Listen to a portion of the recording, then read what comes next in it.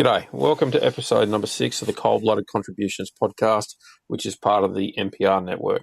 We're your hosts, the Ipers. I'm Scott Iper. With me is my wife, Ty Iper. This podcast will bring to you people in the hobby who have made an impact on us creatively, whether it be artistically, with data, writing books, improving husbandry. Today we are stoked to have Angus McNab with us. G'day, Angus. Hey, Scott. How you Hey, doing? Gus. Hey, Ty. Thanks for joining us. No worries. Sorry, it's an hour and a half later. That's all good. That's all good. I thought, Jesus, we've got another echo there when you repeated yourself then for a second. Fuck it up. But... Don't jinx us, babe.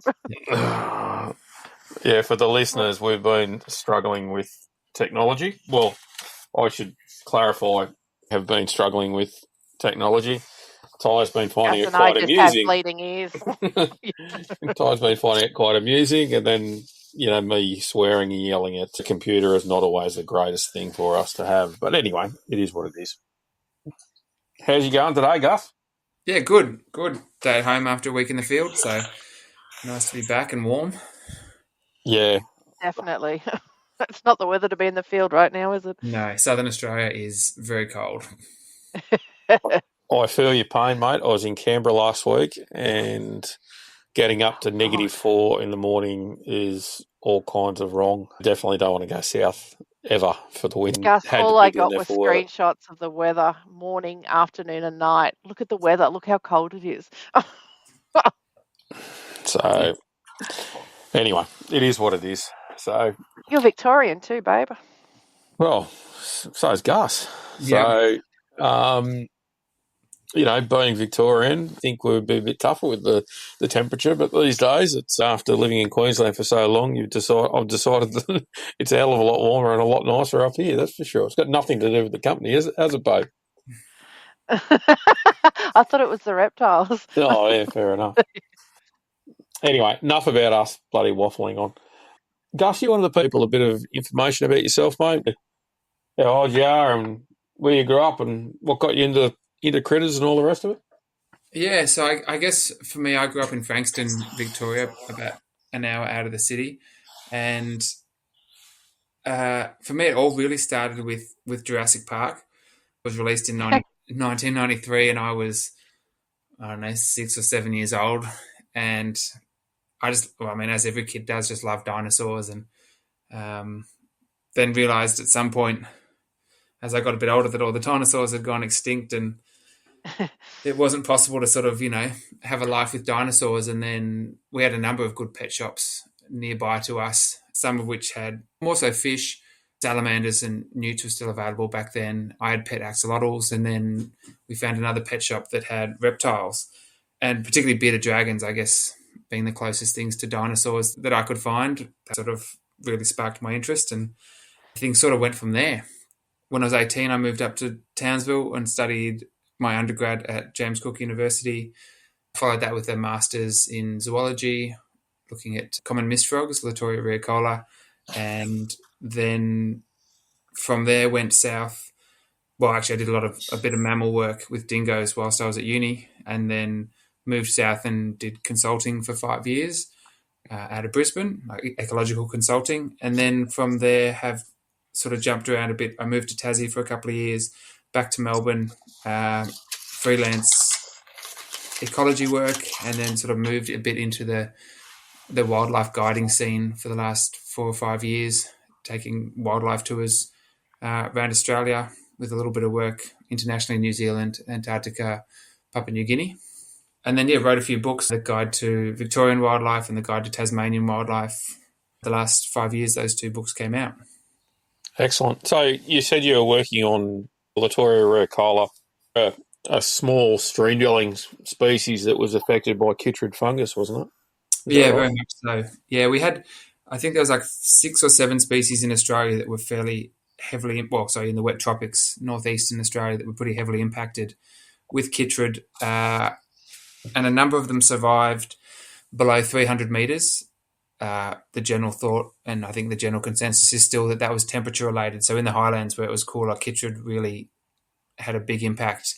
And whilst it impacted frogs in the lowlands, a number of the species that disappeared from the highlands did survive in the lowlands, and Riacola was one of those.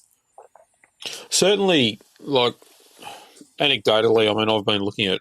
I mean, first time I saw Riacola was in about 2005, 2006, I think. You know, I was up in Cairns to repopulate some of those more higher levels where they had seemed to have disappeared from. I wonder if they're sort of forming a more chytrid-resistant sort of frog. It certainly looks like that's the case with Mixophes fleae down in southeast Queensland, the Flea's barred frog. Populations and numbers there were good. Yeah. And strong. But I did spend a lot of time in the highlands working on other people's projects and for fun. And the general sort of, as everything has been documented, is 300 metres and below things survived, above 300 things decline.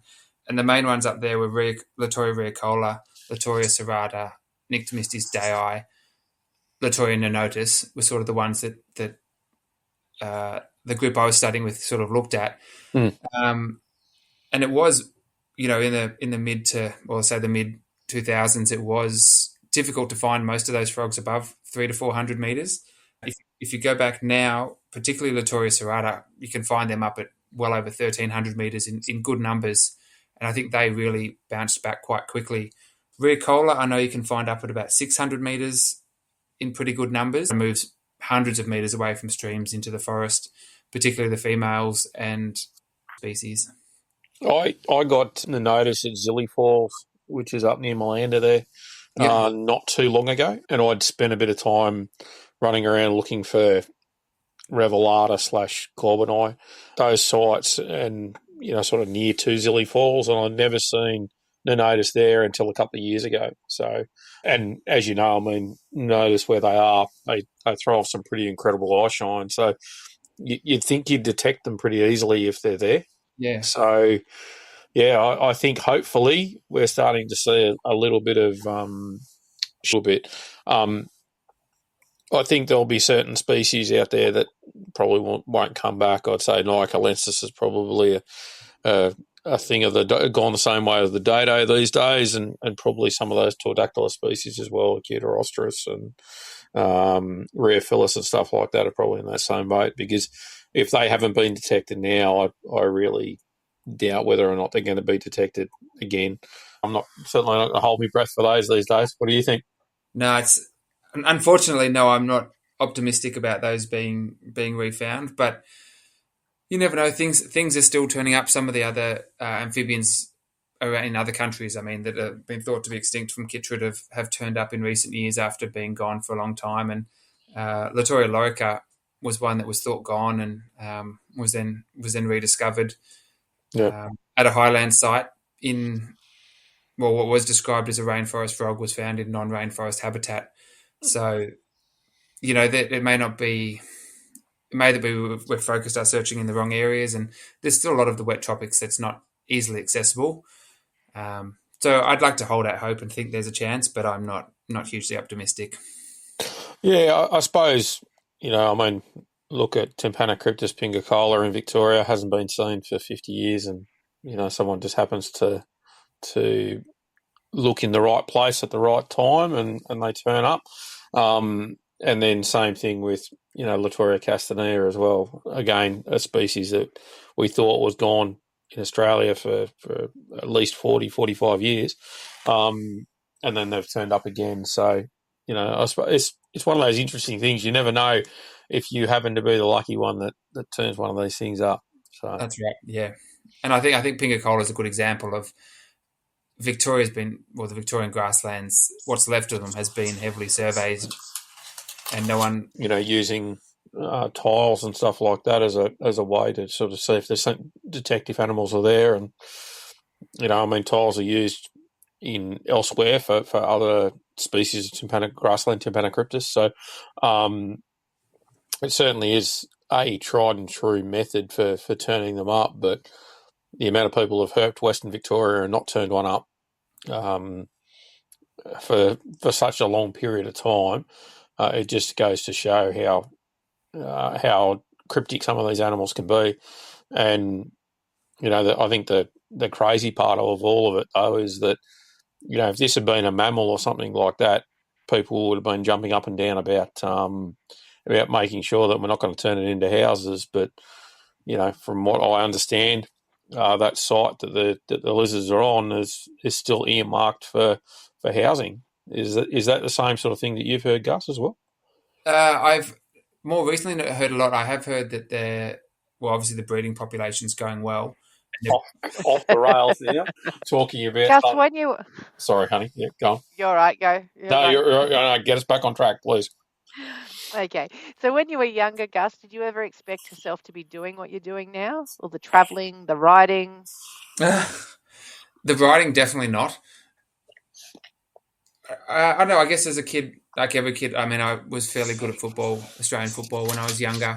So, I had dreams to do that, and then stopped growing when I was about 13. So wasn't big enough for that, probably good enough for that. But even from when I was really young, there was always a wildlife influence. Not that I necessarily knew it. I was cleaning out my mum's place, getting rid of old junk a year or two back, and found some old diaries from kinder and grade 1 that sort of said, today on the way to kinder, I caught 2 lizards and things like that. And I was like, I don't really have memories of that. But then, there's some photos of me holding skinks in our backyard when I was probably 5.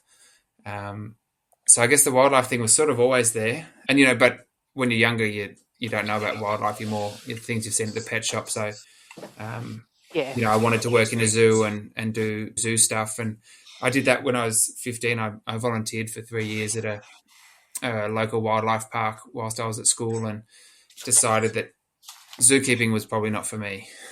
Which was that park, mate? Was that Serendip or? No, it's Moonlit Sanctuary.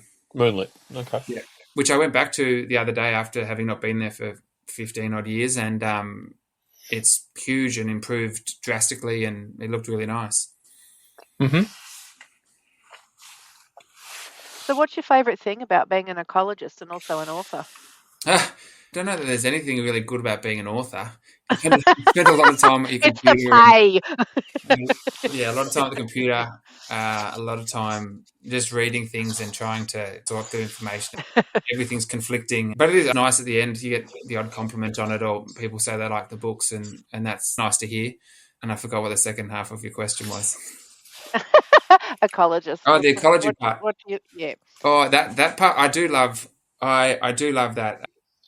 I don't know. I guess I really get a kick out of experiencing wildlife, and with the ecology side of things, it's not all perfect, but you do get a lot of time. You do a lot of trapping and a lot of time in the field, bird watching, counting things, looking for specific animals. I mean, for me, there's an opportunity to see, well, one, to go to a lot of different places, but also to see the things that live there, and even understanding how many differences there are and between species, and why there are differences, whether that be habitat differences that relate to soil differences, that relates to geology, and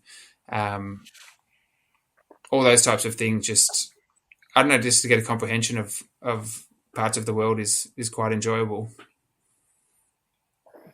Would you call yourself more of a birder or a herpo? Oh, reptiles are truly, like, I'm much more interested in reptiles, but there's a lot more work in birds. So I spend a lot more time, particularly in the last few years, doing bird work. The reptile stuff is sort of fairly specific. You walk outside, it makes a noise, you look over, and there it is. It's a much more simple. And I guess globally, bird watching is, well, huge. There's bird watching in every country, and bird watching competitions and listing and all these types of things that really get people traveling and looking for birds. So if understanding and knowing the birds pretty well in Australia, there's the opportunity to get to places and see these birds. So it's just a lot, work-wise, there's a lot more bird stuff. But my main interest is reptiles. When you say about the birds and the lists and stuff like that, I mean, there's an old adage between somebody that's a list ticker or a twitcher and somebody who's really interested in seeing lots of various species. And, I mean, personally, I tend to, while I like to see things that I haven't seen before, I'm almost just as interested in seeing things that I have seen in different locations to see if they're behaving in a similar manner, or to learn more about the species themselves. Do you find that you're pretty much then in the same camp with that, where you're not so much a ticker, but more interested in seeing animals interacting within their environment generally? Yeah, I mean, I guess when I was younger, I was probably into the listing thing. When you get into it, like, oh my gosh, there's so many to see. This is awesome. But that faded fairly quickly. I guess, I mean, I'm a competitive person, but when you see the competitive side of bird listing or reptile listing, my interest really drops out quickly. And in part, that relates to having a big reptile list or bird list means you have time and or money. There's no skill level involved in that, and I see that a lot, particularly with bird guiding, in that some people have huge bird lists and they've seen lots of birds, but they're terrible birders, and then other people have small lists or average lists or don't list, and they are just fantastic birders. You can pay people to show you things and have a big list, or you can be good at it yourself and have a big list, and there's sort of very much a spectrum, but because you've seen more than someone else doesn't make you any better than anyone else. And so I'm not really into that side of things. I think it's more to do with what you get out of it personally, right? So, if people like seeing lots and lots of various species and not really interacting with the animals, and they just want to twitch, I suppose, and tick them off on the list, that's fine. That's great. More power to you if that's your thing. But certainly for me and a lot of others, I think there's this middle ground where they like to see new things, but they don't necessarily need to see. They don't have to go and see a new species each time. They can enjoy seeing things in the environment for what they are at the time as well. Yeah, and I mean, I will, when a rare vagrant turns up bird-wise in Victoria, for example.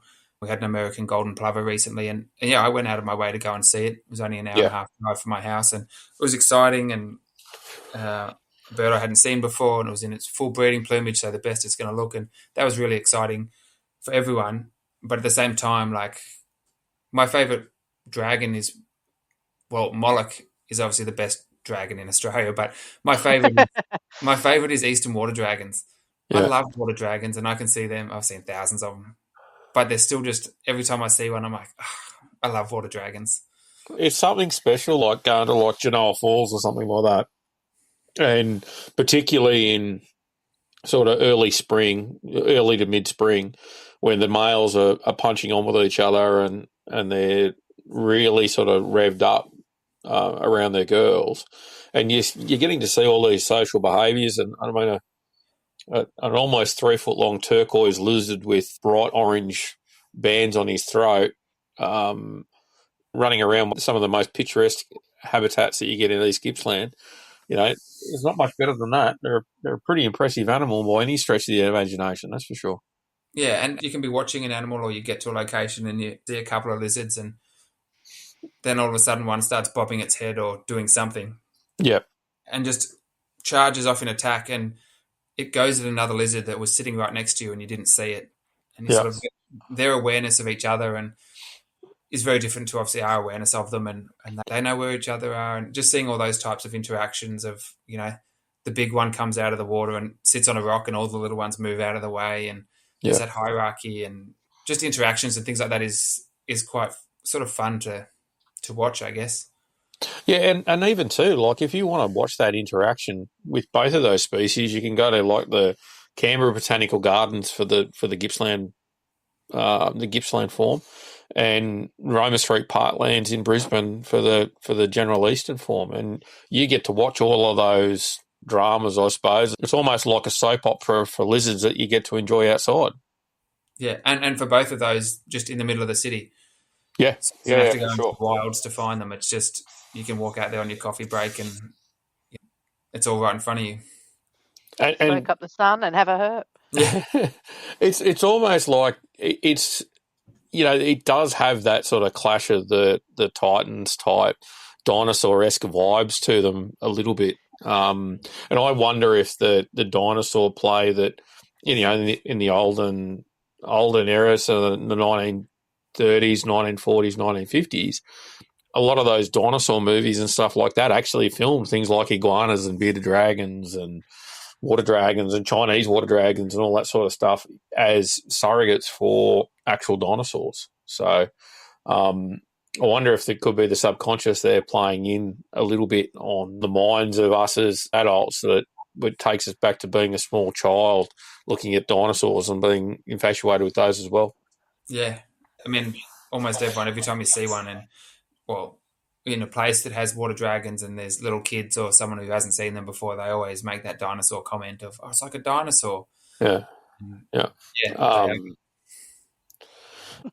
It's also cool seeing the wonder on a small child's face that hasn't interacted with reptiles before, when you're out in the middle of town and water dragons here, and they're like, oh, and they're just so, I don't know, stuck in the moment, and you forget, you sort of take it for granted. I think most definitely. And you see that too with things like you take someone out for the first time and looking at night in like southeast Queensland or something, and you see a leaf-tailed gecko sitting on a tree or something like that, and you show them this incredibly camouflaged gecko, and they can see how large it is and the fact that they're slow-moving, they don't run away. If you're going along water courses at night, you see water dragons sleeping on branches above the water. It's a pretty amazing sort of thing to see these animals out in the scrub like that. Yeah, they're just everywhere. They're amazing all the time. I think for an animal lover, that never gets sick. You never get tired of seeing it. Yeah. Yeah. Well, there's other species like Lampropholis guccinoti that I have no interest in seeing. It's a little brown skink and they don't do much for me, but other people like them, so that's good. I was about to say Glenn Shea will be very disappointed. So for the people that are out there that want to get into ecology at university, what are the sort of requirements that those people would need to sort of focus on so they can set themselves up for a career in ecology?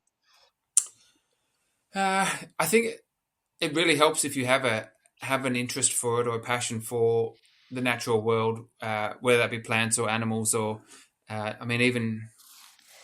guess land management, conservation ecology, some of those types of more broader options are out there as well, particularly in the university options. But there is multiple ways. I mean, I guess when I went through high school, it was very much pushed into you that you do high school and then you go to university or you go to trade, and that was kind of it. But I don't know. I kind of felt as soon as I got to university, I learned that there's plenty of other options. You don't necessarily have to get good grades in high school to get into uni. It makes it easier, but there's pathways you can do, TAFE courses and certificates, and things like that will also get you accreditations and things like that will help you with ecological paths.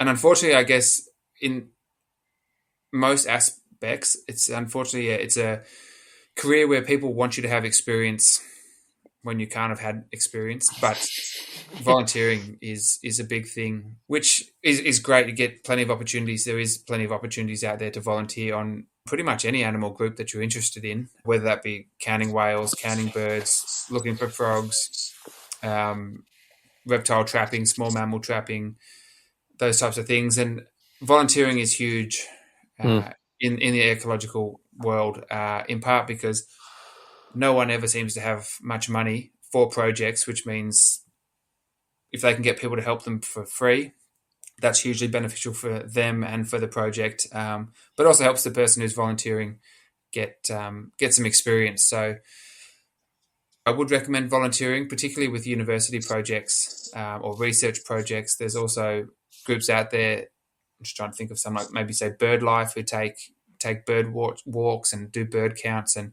there's the Great Australian Bird Count that happens every year that you can get involved in. Those citizen science projects are sort of up and coming a lot more these days, and there's opportunities to do those types of things that really look good on your CV, particularly if you're just starting out. Also, the Field Naturalist Club of Victoria and other field naturalist clubs have got some of them have got fauna survey groups within them, and then others have also got some more generalistic things there as well.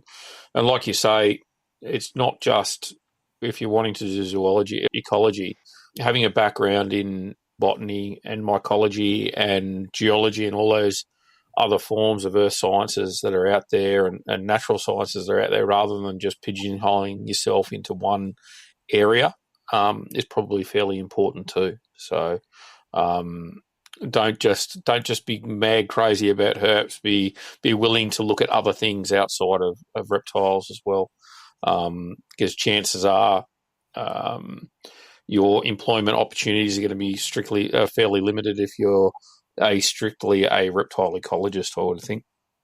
Yeah, and I definitely so when I started uni, I was reptiles and frogs and nothing else.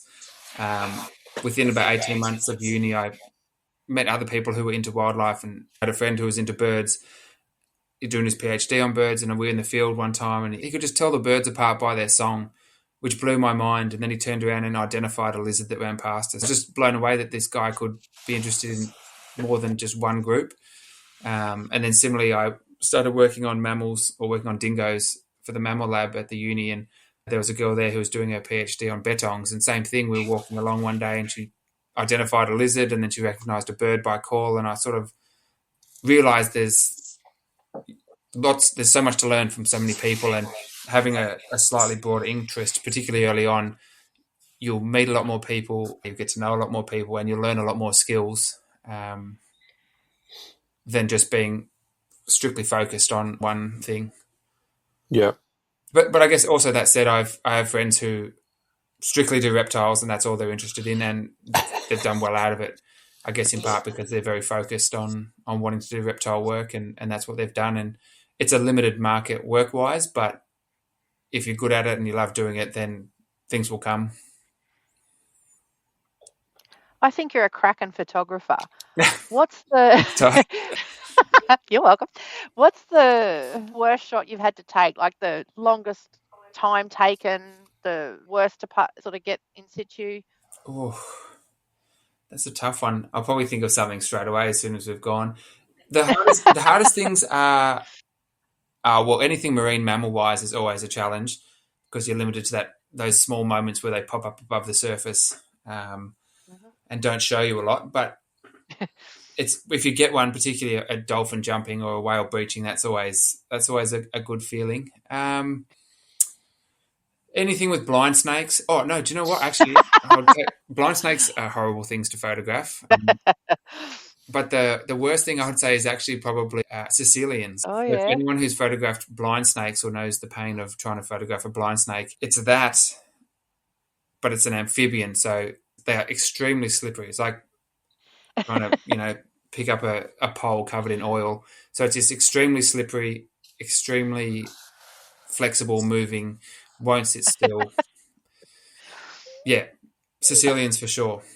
So I assume then they get covered in dirt as well. They get sticky. They look like they've literally rolled around in the mud as well. Yeah, and I didn't realise that. The first time I found a Sicilian, I picked it up and had a look and then put it down, and yeah, it quickly, although slippery, it had a stickiness to it, and so yeah, every piece of grass, twig, everything. Yeah. Too much for Photoshop.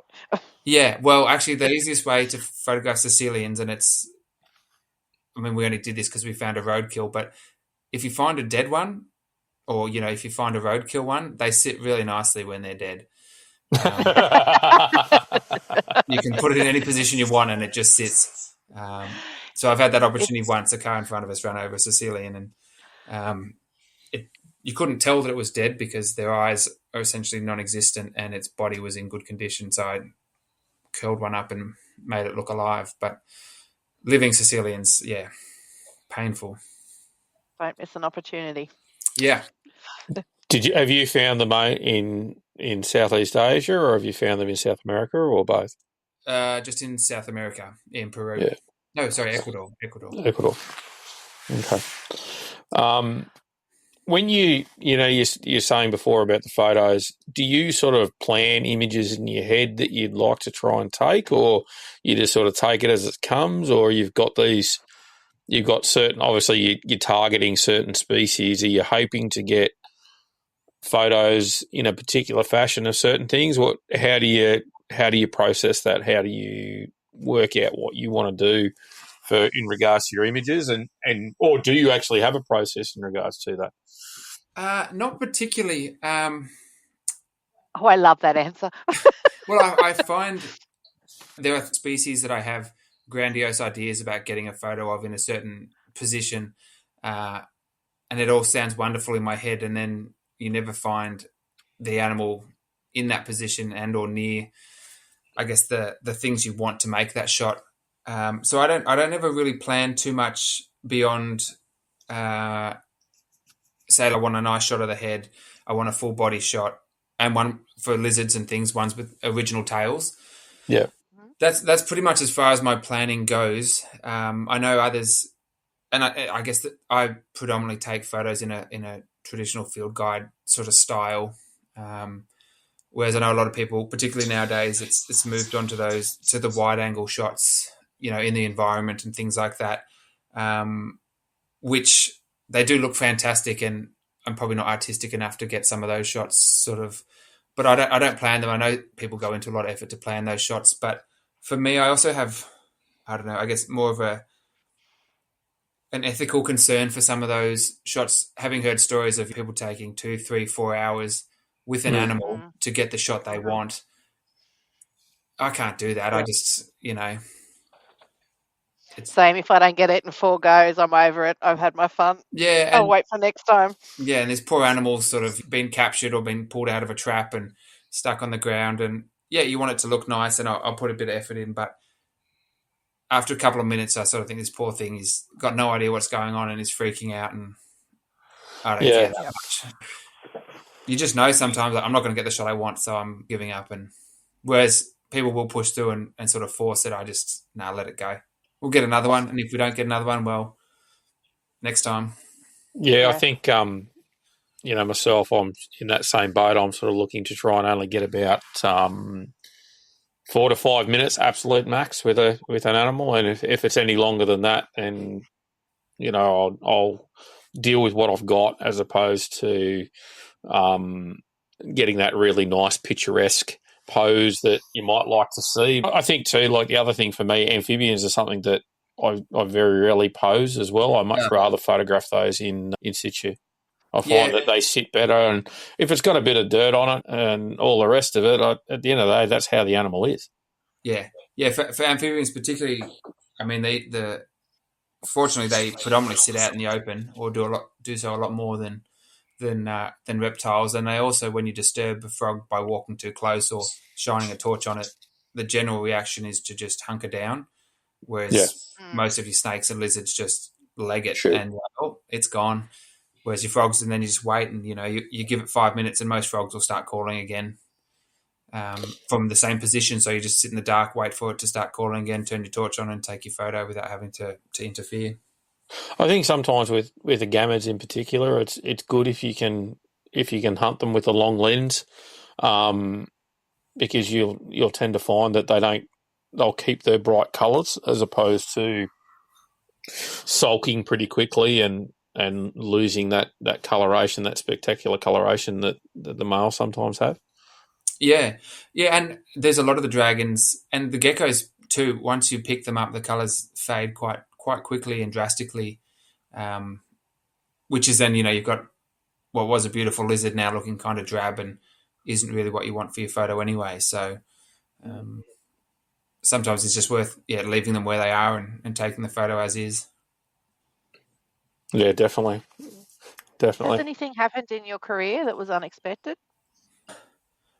Well, I started doing wildlife tours, which I don't think I ever thought I'd be doing. I like people and I get on pretty well with people, but I never thought I'd be working, I guess, with people in that regard, if that makes sense. Yeah. I would have thought you were going to say living in Laos for 6 months. Thanks for yeah. Well, yeah. Oh, God, give that a break, babe. Yeah, COVID was for me, it was a fun time. I was lucky being stuck in Laos for 9 months, but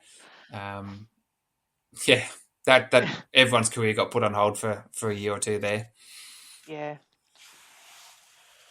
Do you have a mentor, Gus? A mentor? I don't know. Nothing specific, no one specific comes to mind. I've had a lot of people over the years who have helped me with a lot of things and taught me a lot of things and shown me a lot of things and provided huge amounts of help. Everyone in different ways. I've had frog people and lizard people and bird people, mammal people, botany people definitely, but plants are not for me, and no matter how much they've tried, but the animal stuff's always been much easier. So not so much a mentor, but I guess people have inspired me. Wilson's a big one that comes to mind. That Reptiles of Australia book is, and Hal Cogger, the original Reptiles of Australia books are just amazing titles. And Definitely. I guess it's those mentor, but been inspiring to sort of to see what's out there within Australia, and then other guides for the rest of the world. It certainly doesn't hurt that both of those guys are pretty easy to get along with as well. Yeah, both super friendly and been very talkative. One or two that you think would be in that list as well? You've written a couple. They're all right. Only because you took the photo. You took a heap of photos in them, mate. Oh, yeah. That's what I always say to everyone. When like, oh, this book's so pretty, I'm like, and I just say that's because other people took the photos. I think Marion's work for the tadpoles and frogs of Australia, from her point of view, is, I mean, her books are pretty stunning, that's for sure. Yeah, and not exactly good for the field, though. No, they're gigantic tombs of things. But I think that the big thing with those, say that book, for example, there's a kingdom. No. For frogs, like the frog book, for example, I don't know what the numbers are off the top of my head, but there's probably 250 frogs in Australia, give or take. Yep. No, that's dead on. That's dead on now. Yeah. In the scheme of things, it's not a huge number, but when you got 250 frogs, distribution maps, calls, eggs, tadpoles, diet, disease, relationships, taxonomy, etc., it's a massive achievement putting those books together. Yeah. Definitely. Yeah. Definitely. It's just incredible. And I don't think and I know, I mean, when I bought those books, and even Wilson and Swan, you sort of look at it and you're like, oh, there's just a couple of sentences on each species in a photo. It's not all that much. And then when you try and do it yourself, you realize it's a huge amount of work. Why am I doing this to myself? But so how long roughly did each of your books take? The Tassie book, I want to say, was about 3 years. And the Victorian one was 2.5. The Victorian one, although it's bigger and got more species, a lot of the kinks and struggles and things I had with the Tassie book, I knew what to do the second time. Yeah. It saved a lot of time on formatting and layouts and things like that, because I'd worked through all that the first time with Tassie. Yeah, and probably in fairness, there's a fair bit of commonality between both Tasmania and Victoria in regards to species as well. And it probably gave you a bit of a baseline for your species accounts in both the reptile, bird and mammal sections and the amphibian sections as well, I suppose, to give you something to work with. Tasmania and Victoria are near identical. There's only probably 4 or 5 species difference. But yeah, Tassie has 22 odd reptile species and Victoria has 100. So, and then, there's 200 birds in Tassie and 350 in Victoria. So, yeah, there's overlap, which definitely helped, but you realise how much variety or diversity there is once you sort of start working through it all. Yeah, and one thing about your species accounts are more or less relevant. I mean, you might talk about, say, echidnas, but when you're talking about echidnas in your wildlife of Tasmania, you're putting a Tasmanian lens on echidna habitat use and ecology and stuff like that, as opposed to what echidnas are doing in the Northern Territory, even though they happen to be the same species they're the same species, but obviously they behave differently in different states. So. Yeah, and there's a lot of stuff like that. I mean, echidna is a good example of, and I'm big into subspecies. I love the subspecies concept and how the same animal can look so different. And echidna is a great example of that. In Tasmania, they're quite small and fluffy. They have spikes, but you can see it's a fluffy animal or a furry animal. Whereas when you go up into the Northern Territory, Cape York, the Kimberley and places like that, it's a different subspecies of echidna. They're probably pushing 3 times the size and they're spiky. You don't really see any fur. It's just a pure chunk of spikes. They're the same animal, but they're also completely different.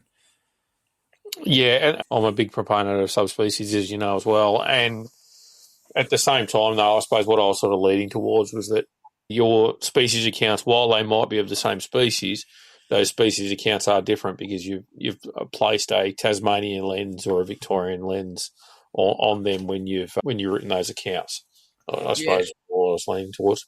Yeah, and there is it's sort of something that I had to really, I guess, check myself on, because it's all very easy to just say that's an echidna and Victoria has an echidna. I'll just copy paste the text and use the same description. Whereas when there's actually quite a number of species that differ very slightly. They may be the same species and not even different subspecies, but the eye colour, brown quail, for example, have a different eye colour in Tasmania to what they do on the mainland. And there's these tiny little details that, so I'd say even within some of the skinks in Tasmania, and I'm having a mental blank on which it is, but there's one, it could even be Metallicus, Carina skincus metallicus, that in the southwest of Tasmania, down in the Buttongrass Plains, is striped, completely striped. Whereas in the rest of Tasmania, it's sort of got a brown back and black sides or black flanks, and that's the same in Victoria and the rest of its distribution. But there's a striped form in the southwest, and so there's sort of those little details of like you have to describe two different colour forms at times, and I'm pretty sure it's Metallicus. I could get that wrong, but I guess another example for Victoria is Tenotus. I'm having a mental blank on what the Tenotus is. Hold on. Western Victoria. In the mountains. Brachyonyx. No, it's in Victoria it's stripy, but in the rest of the country it's spotted. Hold on. Oh, Taeniatus. Is it Taeniatus? Yeah. Taeniatus. Yeah, so they're like a sandy grey-brown with, a number of black stripes down the dorsum in Victoria. And then in the rest of the country, they're a sort of reddish-orange with fine white specks. And same species, no subspecies. It's just those little things you have to be aware of and look up and make sure you're saying the right things and getting it right for what you're talking about. I must say, in your field guides, I do love the similar species. I feel you've gone above and beyond in differentiating anything possible. Yeah. Well, I guess I should say that. So the guides I've written, I've really tried to simplify them as much as possible, whilst also keeping them technically correct. It's a fine line, isn't it? It is, because I think with reptiles particularly, a lot of books go into scale counts, and if I don't have to count scales, I'm not counting scales. So a lot of things are, scales on the foot, scales under the toe, superciliary scales above the eye.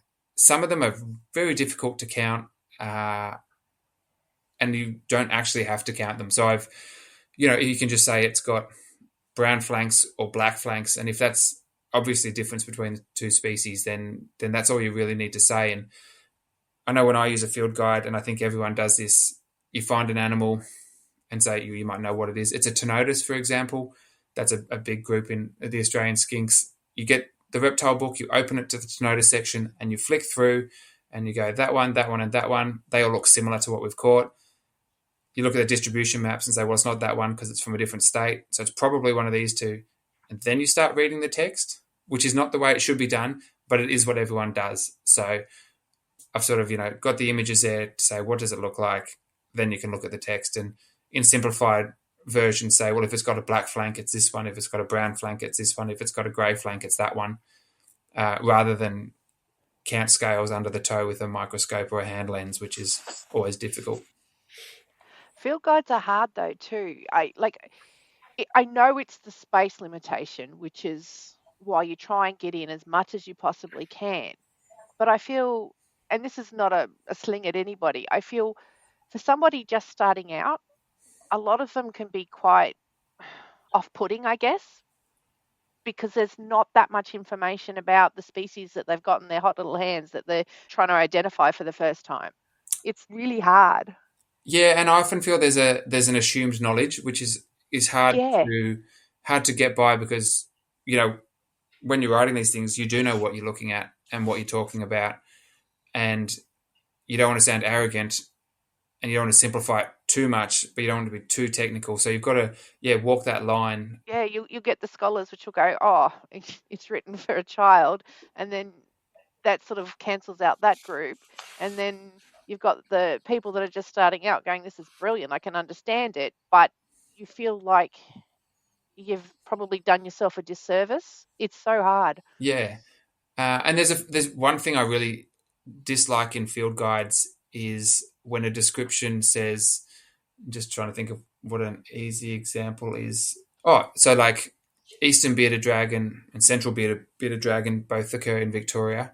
And Central bearded dragons, globally known, they're a common pet animal throughout a lot of the world, at least the first world. So people know what a bearded dragon is or what a Central bearded dragon is. Eastern bearded dragon is much less commonly kept. I don't even know if they are overseas or not. But when you open a field guide to Eastern bearded dragon and it says similar to Central bearded dragon, but different head spikes, that description of similar to bearded dragon doesn't help, because if you don't know what a Central bearded dragon is, that you then have to go and look up what a Central bearded dragon is, and it's just not as simple as, why don't you just say it's a dragon with spikes on its head, and people are going to look at the pictures anyway. But I think the descriptions should always, this is a description for this animal, and that's a description of that animal, not, if you know what that thing is, it's pretty close to that, but different. It doesn't help. So No. How do you define success in your field? That's a tough one. I don't know. Ecology is a weird field in that there's no, I don't know, I guess people probably do get some sort of awards for having worked on big projects or something, but it's not often a field that can be compared, in part because you have people who specialize in certain groups, and then you have people who work more generally on all the groups. And I think it's, so success, I mean, having a job's good, but but it's not a field where I think you're going to win awards for anything. I mean, in academia you can, but in ecology work itself, sort of unsung hero. Well, there's just no one to compare anything, and so it's hard to say someone's better than someone else. I've worked with some people who are just expert reptile people, and they just see something and know what it is, and then some birders just see a shadow or hear a single note call and they can tell you. But then they're not so good at some other things, and everyone's got their specialties and their generalization, and it's hard to sort of, I guess, say who's successful. And I guess in this day and age with social media and things, there are people who look really good on social media. Are their skills that good? I don't know. They're just good at social media stuff. I have a number of friends, particularly older friends, who are not on social media at all, who I would say are the better ecologists I've ever worked with, and I've learned a lot from, and things like that. But if you asked anyone who was, into reptiles on social media, you will have never heard of them. Definitely. What's the favourite animal you've ever found? Probably Bushmaster. Bushmaster was a big one for me. I've been very fortunate. I've seen a lot of animals and things in Australia and in other countries around the world. When I was younger, I don't remember how old I was, probably early 20s, I went to Costa Rica and Central America for 6 months and just looked at wildlife and backpacked and all those sorts of things. And I wanted to see everything. And then you do another trip and you sort of slowly work out, like, what do I really want to see? Like, I've only got 2 weeks holiday. I want to see one thing, enjoy it, and then move on. And Peru, I went to Peru last year, I think, and with the target of finding Bushmaster. And we got onto 3 Bushmasters, which was just, I don't know. I love vipers are my favorite wildlife group in the world, and it's the biggest and I guess the most badass one there is. So it was, that was a huge moment for me. I was very excited by them. Right. Mangshans are pretty close. At the moment trying to work out how I can go and try and find those in the wild. Yeah. Them and Asmiops, mate. I think that would be a pretty incredible double to go chasing. Yeah. Yeah. And that's the thing, like there's so many amazing things out there, and you just got to keep having goals and something to look forward to and keep you interested in those types of things. So, and unfortunately, the other things I'd really like to see is spider-tailed viper. But that's a bit more difficult at the moment. And in the current climate in Iran, it's probably not the safest place for a white fella to go wandering around. Yeah, no. So we'll see what happens in the future. How do you balance? No, it's kind of it's a hard. Well, I don't know. I do enjoy life, and I can't complain about anything. It's all my choice to do what I do and those types of things. But everyone always say if you love what you do, you never work. And I kind of thought that in the past, but now I think if you love what you do, you just do it too much. Yeah. It's hard because my interests are wildlife and my work is wildlife. So it's kind of hard to split the two. If I take a day off from bird touring and I got a free day, well, I'll go bird watching. Or, if I'm somewhere and I want to see a lizard, then I'll go and look for a lizard. And it's kind of work when it's not work. Yeah. But a big thing, and I've really found this of late, is that when I'm at work, well, work's work, you do what you have to do at work. But when I'm going herping or going birding or going spotlighting for mammals in my own time, if I'm with a friend, it's 1,000 times more enjoyable. So I really try and sort of try and make sure that if I'm going to go out on my own time, that I'm going to go with someone, because it's sort of, there's no pressure to find things and you can just enjoy it and get back to sort of, I guess, more watching the animals and enjoying them doing their own thing. With work, it's always a bit of a time pressure if you've got to find things and move on and collect data and do everything you've got to do in a day. So I really try and switch that off and just enjoy them, watching even things, common birds or common lizards just running around in the yard or down the local creek, and just enjoy it because it's not work. Yeah, are you an introvert or an extrovert, Gus? I really want to say I sit somewhere in between. And I really like being social, but I'm not generally good with I'm not good at holding conversations with people I don't know.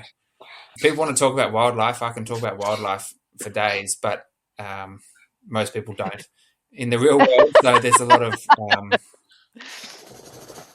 I'm not always great with new people, but I do like people. So it's a hard line to sort of work out, I guess. Where do you go when you need inspiration? Where's your happy place? Oh, that's a good question. I don't know. I guess always pretty happy and upbeat and motivated. It's not too often that I have bad days in terms of motivation, because after, say if I'm unmotivated and the weather's bad and I'm stuck at home or stuck somewhere for a few days, when you get the opportunity, or when the opportunity arises, I guess, to get out and do things or be elsewhere, I'm pretty keen to go fairly quickly. And I've travelled a lot the last few years, particularly with work and away for long stretches at a time. And so when I get home and have nothing to do, I'm pretty keen to get back out again straight away. So I'm not good at sitting down and doing nothing. I mean, I can watch or something like that for a while, but I'm not good at being in one place for a long time. What's your guilty pleasure? I don't know if I have one. Whatever I like, I'm proud of. I'm not embarrassed by anything. I'm not like a Taylor Swift fan or anything like that. Yeah, if that makes sense. Yeah, that's fine. That's not a problem. And what I'm into is what I'm into, and it's not for everyone, and that's fine. And I think that as you get older, that's something that you find easier to stomach. It doesn't matter if people don't like this or don't like that. You like it, and that's enough. Yeah, and that's the reality. Yeah, and I guess on that, I enjoy punk rock music and metal music, and I like most music, but that's sort of my go-to is that sort of punk rock genre. And there's a band, Baby Metal, who are loved and hated, I guess, in the metal world. Yeah, because they're metal, but they're not metal, and I know they've probably got some new subgenre name that I don't understand. But I love a bit of Baby Metal. When I know you listen to other people or other metal fans, and they're like, "Oh, Baby Metal's the worst."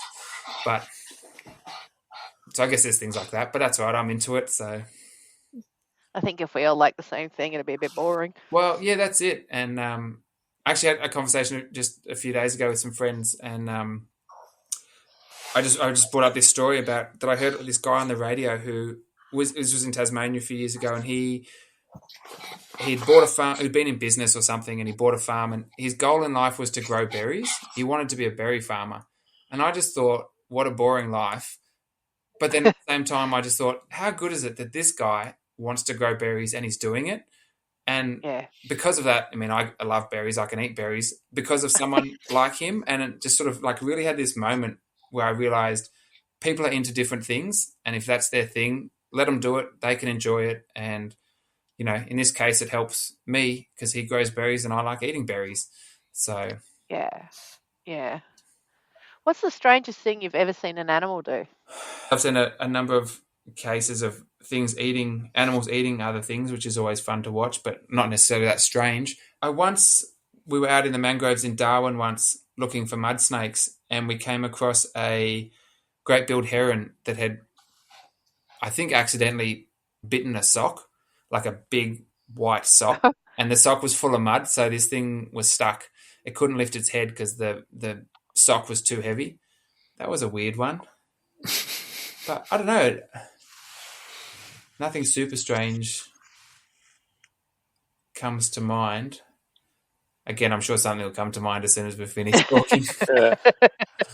What projects have you got that you're currently working on that you can let us know about? So I've just essentially finished a wildlife guide for the ACT. Yep. That's out with reviewers at the moment. I'm getting there, sorry. I was like, how can I work it in? So working on that at the moment, and the rest of this year is mostly bird tours. For maybe like you said, using them, turning them into like an app or something along those lines. Have you given that much thought? Or, I mean, for us, we're sort of dinosaurs. We prefer a printed book.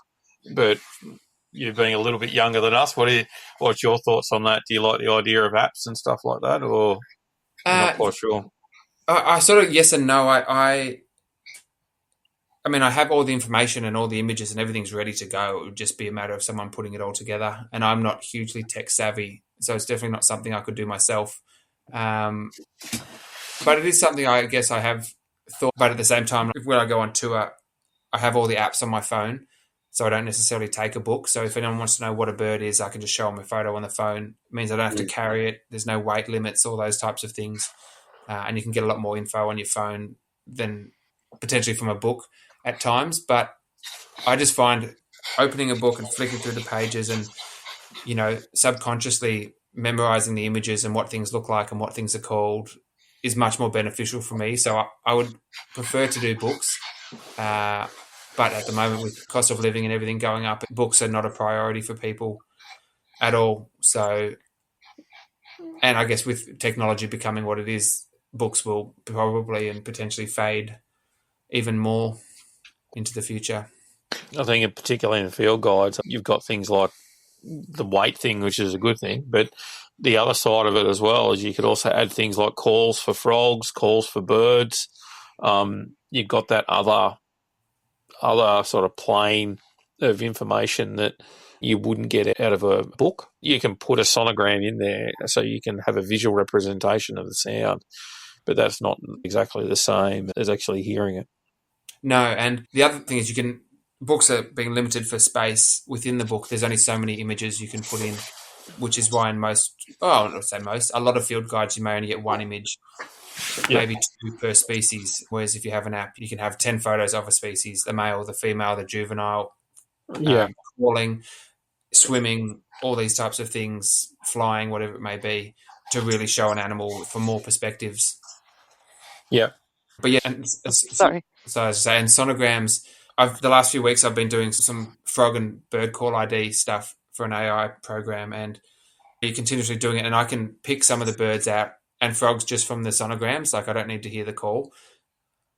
Yeah. But in a week's time, when I haven't looked at that for a week, I'll look at a sonogram and have no idea what the sound is that comes out of that picture. Yeah. So sonograms are very useful, but you have to know what you're looking at, I think. I know some books have used them, but it's, they're of use, but also not of much use. at the same time. That's my opinion anyway. I think too that the thing that's got to be remembered with both calls, especially with things like amphibians, the calls can differ quite significantly depending on the temperature of the frog that's making that call at the time as well. So, and then also too whether the call is a mating call or if there's a predatory response there, and then just like people, they've also got regional dialects or regional languages effectively as well. So, in some locations they will sound slightly different to others. Yeah, and the temperature one's a big one because, for example, Victoria ewing-eye, which is a fairly common frog in the southeast of Australia and has quite a loud, vocal, distinctive call. When it's cold, it gives a very, not even a shortened version of its call, it just gives like a little single note squeak as if it's sort of trying to warm up, but it just can't quite get anything else out. And that little one squeak can sound quite a lot like a crinia or some of the like marsh frogs that just give a single note sort of noise, and you sort of think, oh, that's a ewing-eye that just hasn't done its full extended call because it's cold. And so there's a lot of that to sort of consider as well. And you apply that same logic to things like limno-tasmaniensis, and depending on where they're calling from, depending on where they are, will depend largely on what the call sounds like. Even though they're a very common frog where they are, the calls are so different depending on your location. Yeah, and also, as I found recently, like depending on how many are calling and how far away they are, the call can sound very different. What a single individual call sounds like when you can hear it clearly from up close. Okay, that's, Lynn Taz versus a whole pond full of them all screaming at the same time. And you're sort of like, oh, what's that noise? It's very different, but it's just your mind sort of trying to work through what is the same sound, but 100 of them at once versus just a single one. What's the best advice someone's ever given you, Gus? Don't die. No, I don't know. Yeah. Well, you've been successful on that so far. Yeah, so far so good. I had a few close calls. Oh my God, don't jinx yourselves. Don't get eaten when you go to New Guinea next week. Yeah. Don't be in a plane crash is probably more on my mind, but I don't know, I guess there's probably a lot of advice I've been given over the years that you sort of, particularly when you're younger, you kind of think, oh, whatever. I'm good. I don't need to worry about those sorts of things. And then as you get older, you sort of think, oh, that was actually very good advice. And a lot of, I quite actually enjoy motivational quotes. And I think over the years, they've become much more accurate and less general in some senses. But just to do what you want to do and be you is kind of a big one. And it's very hard, particularly when you're younger. There's all the social pressure to fit in and be cool and all those types of things. And as you get older, you realize that none of that matters, and just be interested in what you want to be interested in because there's someone else who's interested in it as well. So just, you do you, I guess, is the big one of the last few years. It's always good words to live by. Yeah. And there's a lot of motivational stuff out there that you sort of think, oh yeah, that's just a bit whimsical or a bit wanky or whatever like that. But some of it you sort of they do make sense. And once you can sort of understand them from that perspective of, how it fits in your life and those types of things, it can be good. But yeah, I can't really say much more that's a motivational quote or good advice that I've really had in any specifics. I try not to worry too much about things or worry about. And I guess in some ways I've spent a lot of time in the field, and my social life has suffered because of that. I wouldn't say I regret it, but it's certainly a big impact on my life. Just being away a lot, not being able to commit to things. Like most of my friends have kids now and those sorts of things, whereas I still am bouncing around and doing different contracts and doing different work and things like that. So it's sort of ups and downs. Like I've visited a lot of countries and been to a lot of places that my friends haven't because they chose, work and kids and things at home, and it's just different perspectives on life. Yeah, definitely. Where do you see yourself professionally in the next 5 to 10 years? Oh, that's a tough question. If you ask me next year, I might have a better answer. I won't remember to ask you next year.